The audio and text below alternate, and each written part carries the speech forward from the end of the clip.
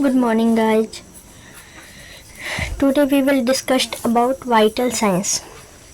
ये mission high book है और मिशन हाई बुक में हम नर्सिंग फंडामेंटल का जो सिलेबस है वो देख रही थी।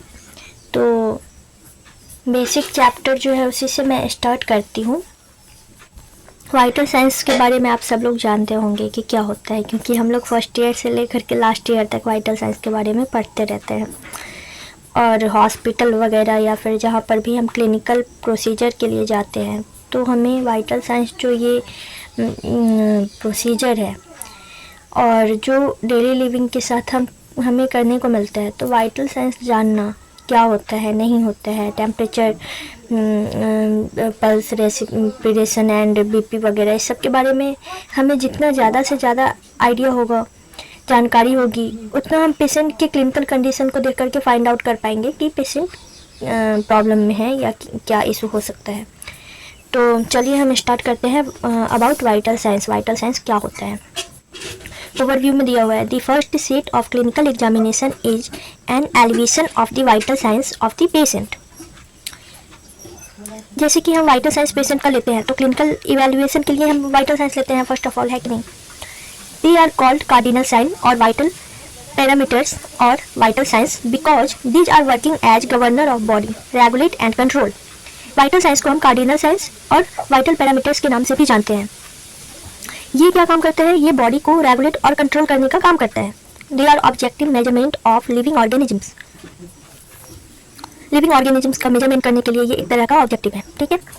अब है vital signs includes. Vital signs में क्या क्या इंक्लूडेड है? Temperature, pulse, respiration, blood pressure, pain. Pain को हम फिफ्थ वाइटल साइंस के नाम से भी जानते हैं। Note, in emergency condition oxygen saturation, pupillary response and blood glucose level are considered as fifth vital sign. Emergency situation में ऑक्सीजन सैचुरेशन, पुपिलरी रिस्पॉन्स और ब्लड ग्लूकोज लेवल को हम फिफ्थ वाइटल साइंस के रूप में क्या करते हैं, इंडिकेट करते हैं। नॉर्मली पेशेंट में हम फिफ्थ वाइटल साइन अगर क्वेश्चन आता है तो पेन किसको बोलेंगे, पेन को फिफ्थ वाइटल साइन जो नॉर्मल पेशेंट है। बट अगर पेशेंट इमरजेंसी कंडीशन में है तो पुपिलरी रिस्पॉन्स या फिर ब्लड ग्लूकोज लेवल या फिर ऑक्सीजन सैचुरेशन मींस SpO2 को हम फिफ्थ वाइटल साइन के रूप में कंसीडर करेंगे। अब है sequence for obtaining vital sign. हम किस सीक्वेंस से वाइटल साइन को चेक करेंगे। इन न्यूबॉर्न, अगर न्यूबॉर्न है, least intrusive to more intrusive because if a baby cries during monitoring then result may be false. Okay, if baby cries then result may be false.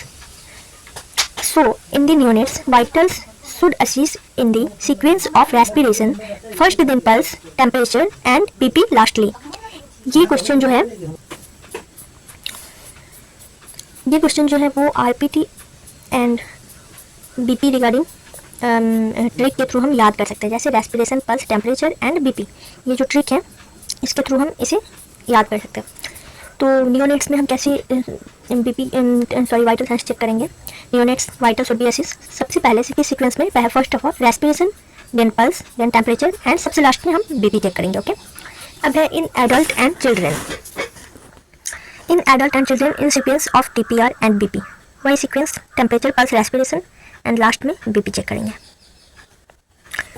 लेकिन neonates में क्या था, first respiration था, then pulse, then temperature and then BP. Children, adult और children में क्या है, temperature, pulse, respiration फिर बीपी। इन इमरजेंसी, अगर पेशेंट इमरजेंसी कंडीशन में है then first of all pulse check करेंगे, फिर रेस्पिरेशन चेक करेंगे, बीपी और फिर सबसे लास्ट में टेम्परेचर चेक करेंगे।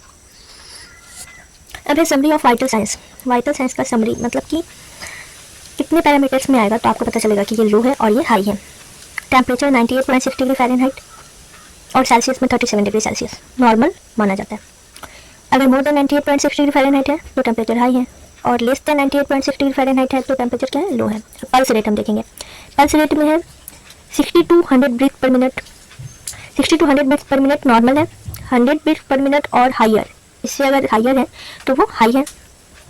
60 ब्रीथ्स पर मिनट और लोअर, 60 ब्रीथ्स से कम है और 60 ब्रीथ्स पर मिनट है तो लो है। अब हम देखेंगे रेस्पिरेटरी रेट। रेस्पिरेटरी रेट में क्या है, 12 to 20 breath per minute normal है, 20 ब्रीथ पर मिनट और higher. If 20 breath per minute से ऊपर जाता है रेस्पिरेटरी रेट तो वो हाइयर है। 12 ब्रीथ पर मिनट और लोअर, अगर 12 ब्रीथ पर मिनट से कम हो रहा है या फिर 12 ब्रीथ पर मिनट है तो वो रेस्पिरेशन क्या है, लो है। Next blood pressure 120/80 mm of है जी नॉर्मली, ये किसका है, एडल्ट का। 130/85 mm ऑफ और हायर, इससे भी अगर ज़्यादा है या फिर इतना है तो ये क्या है, ब्लड प्रेशर हायर जा रहा है। 100/60 mm है जी और लोअर, अगर इससे 100/60 है या इससे भी कम है तो वो क्या है, ब्लड प्रेशर लोअर को इंडिकेट करता है। ओके